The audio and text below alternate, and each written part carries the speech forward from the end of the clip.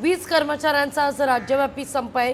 वीज कंपन्यांचं खाजगीकरण केलं जातंय असा आरोप आहे आणि त्याच विरोधात हा संप पुकारण्यात येणार आहे।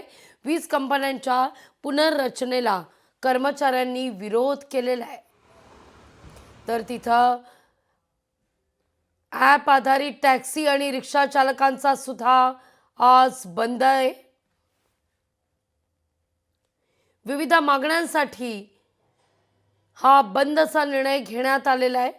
पंतप्रधान नरेंद्र मोदी यांचं लक्ष वेधण्याकरता पंतप्रधान नरेंद्र मोदी मुंबई दौऱ्यावर असताना हा संप पुकारला जातोय।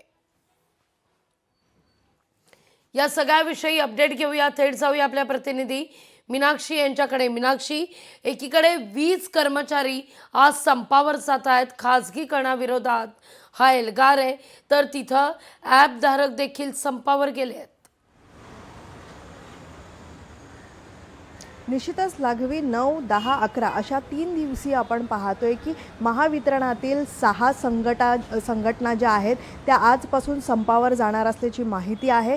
खरं तर आपण पाहतोय की खाजगीकरण असेल, पुनर्रचना असेल, या मुद्द्याला धरून हा संप पुकारण्यात आलेला आहे। पण मात्र दुसरीकडेच महावितरणाकडे आपण पाहतोय की मेस्मा जे आहे ते लागू करण्यात आलेला आहे, कारण अत्यावश्यक असलेली वीज जी आहे ही कुठेही खंडित होता कामा नये। त्यामुळे जे आपण पाहतोय की सुट्टीवरती गेलेले जे कर्मचारी आहेत किंवा मग अधिकारी आहेत त्यांना तातडीनं बोलवण्यात आलेलं आहे आणि कामावरती हजर राहण्यासाठी जे आहेत ते पत्र देखील पाठवण्यात आलेलं आहे। सोबतच आपण पाहतोय की ज्यांनी सुट्टीचे अर्ज दिलेले आहेत त्यांच्या या सुट्ट्या देखील रद्द करण्यात आलेल्या आहेत। खरं तर आपण पाहतोय की या 7 संघटनांची जी बैठक आहे ती झालेली आहे। ऊर्जा खात्यातल्या मुख्य अप्पर सचिव आणि इतर अधिकारी जे आहेत त्यांच्यासोबत बैठक झालेली आहे आणि या बैठकीमध्ये देखील अशा पद्धतीचं कोणतंही खाजगीकरण केलं जाणार नाही आहे। कोणतीही कंपनी जी आहे ती या संदर्भामध्ये कोणतीही भूमिका घेणार नाही आहे हे स्पष्ट करण्यात आलेलं आहे। पण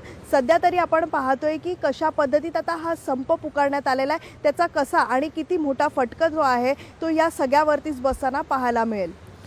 निश्चित मीनाक्षी, धन्यवाद तुम्ही दिलेल्या एकूणच या सविस्तर माहिती करता। लोकशाही मराठी ऐका, पहा, जागरूक रहा।